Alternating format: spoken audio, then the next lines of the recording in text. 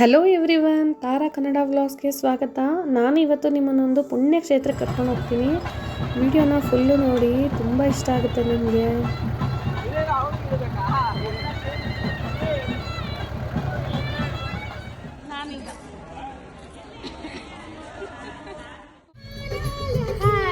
ಎಲ್ಲಿ ಹೋಗ್ತಿದ್ದೀವಮ್ಮ ನಾವು? ಚಾಮಿಗೆ ಹೋಗ್ತಾ ಇರೋದು ನಾವು. ಎಲ್ಲಿಗೆ ಹೋಗ್ತಿರೋದು? ಚಾಮಿಗೆ. ಹಾಯ್, ಇಲ್ಲಿ ನೋಡಮ್ಮ. ಹಾಯ್ ಜನ್ಯ, ಎಲ್ಲಿ ಹೋಗ್ತಾ ಇದೀವಮ್ಮ? ಚಾಮಿಗೆ. ಮಗ ಹೇಳಲ್ಲ. ಎಲ್ಲಿಗಮ್ಮ?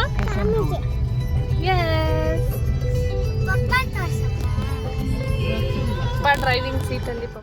8 o'clock ರೀಚ್ ಆಗ್ತೀವಿ ನಾವು. ಎಲ್ಲಿಗೆ ಅಂತ ನೋಡೋಣ ಬನ್ನಿ.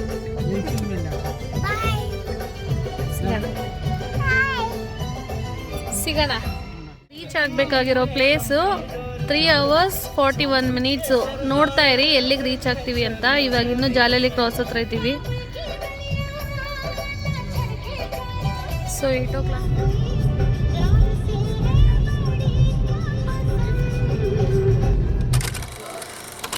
ನಾವು ಅರೌಂಡು 8 o'clock ಹಂಗೆ ದೇವಸ್ಥಾನ ರೀಚ್ ಆದ್ವಿ. ನೋಡಿ, ಕತ್ಲಿದೆ, ಲೈಟಿಂಗ್ಸ್ ಎಲ್ಲ ನೋಡಿ ತುಂಬ ಚೆನ್ನಾಗಿ ಕಾಣಿಸ್ತಿತ್ತು ದೇವಸ್ಥಾನ.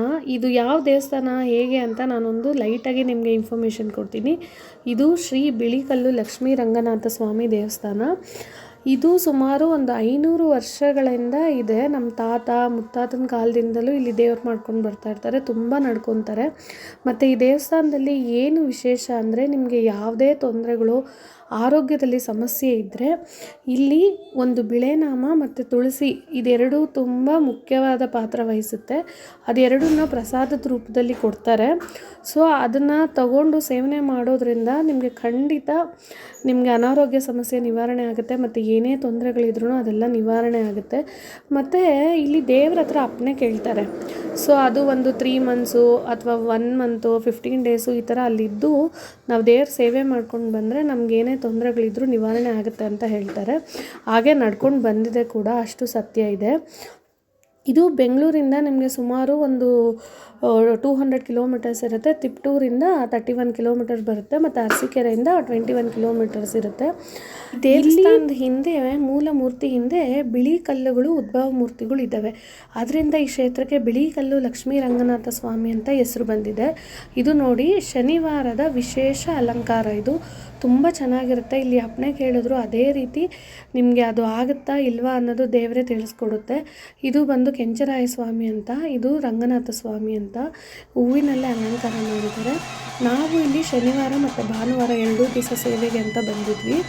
ಇದು ಉತ್ಸವ ಮೂರ್ತಿ, ಉತ್ಸವ ಆಗ್ತಾಯಿದೆ.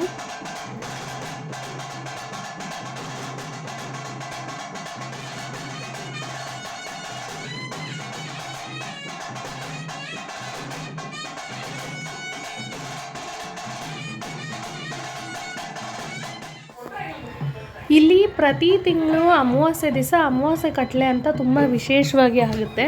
ಆವತ್ತಿನ ದಿವಸ ಮನೆಗೆ ಯಾರಾದರೂ ಕಾಯಿ ತೊಗೊಳ್ಳೋರು ತೊಗೊಳ್ಬೋದು. ಮತ್ತು ತುಂಬ ವಿಶೇಷ ಸೇವೆಗಳೆಲ್ಲ ಇರುತ್ತೆ. ಅದನ್ನು ಯಾರು ಬೇಕಾದರೂ ಮಾಡಿಸ್ಬೋದು. ಆಮೇಲೆ ಪ್ರತಿ ವರ್ಷ ಯುಗಾದಿ ಹಬ್ಬದ ಪೌರ್ಣಮಿ ದಿವಸ ಇಲ್ಲಿ ಜಾತ್ರೆ ಆಗುತ್ತೆ. ಆವಾಗ ಬಂಗಾರ ಸ್ವಾಮಿ ಅಂತ ಇನ್ನೊಂದು ದೇವ್ರನ್ನ ತೆಗಿತಾರೆ. ಅದು ವರ್ಷಕ್ಕೊಂದೇ ಸರಿ ತೆಗಿಯೋದು. ತುಂಬ ವಿಶೇಷವಾಗಿರುತ್ತೆ ಫ್ರೆಂಡ್ಸ್. ಜೀವನದಲ್ಲಿ ನಿಜವಾಗ್ಲೂ ಇದನ್ನೆಲ್ಲ ಒಂದು ಸರಿ ಆದರೂ ನೋಡಬೇಕು. ತುಂಬ ಖುಷಿಯಾಗುತ್ತೆ. ನಮ್ಮ ಅಪ್ಪ ಅವ್ರಿಗೂ ತುಂಬ ಆಸೆ ಇತ್ತು ಒಂದು ಸರಿ ಮರಿ ಹೊಡೆದು ಪೂಜೆ ಮಾಡಬೇಕು ಅಂತ. ಅದು ಇವಾಗ ನೆರವೇರಿದೆ. ಸೊ ಇದು ನಮ್ಮ ಮನೆ ದೇವರಾಗಿರೋದ್ರಿಂದ ಇದ್ರ ಬಗ್ಗೆ ನನಗೆ ತುಂಬ ಮಾಹಿತಿ ಗೊತ್ತಿದೆ. ಇಲ್ಲಿ ನಾವು ದೇವ್ರು ಮಾಡೋದಕ್ಕೆ ಅಂತ ಬಂದಿದ್ವಿ. ಶನಿವಾರ ಭಾನುವಾರ ಒಂದು ದಿವಸ ಸಿಹಿ, ಒಂದು ದಿವಸ ಖಾರ ಮಾಡಿರ್ತೀವಿ. ಫುಲ್ಲು ಮರಿ ಹೊಡೆಯೋದೆಲ್ಲ ನಾವೆಲ್ಲ ವೀಡಿಯೋ ಮಾಡೋಕ್ಕಾಗಲ್ಲ, ಯಾಕಂದರೆ ಯೂಟ್ಯೂಬಲ್ಲೆಲ್ಲ ಅಪ್ಲೋಡ್ ಮಾಡೋಕ್ಕೂ ಆಗಲ್ಲ. ಫುಲ್ಲು ಭಕ್ತಿಯಿಂದ ನಾವು ಮಾಡಿರ್ತೀವಿ, ಅದು ವೀಡಿಯೋ ಮಾಡೋಕ್ಕಾಗಿಲ್ಲ.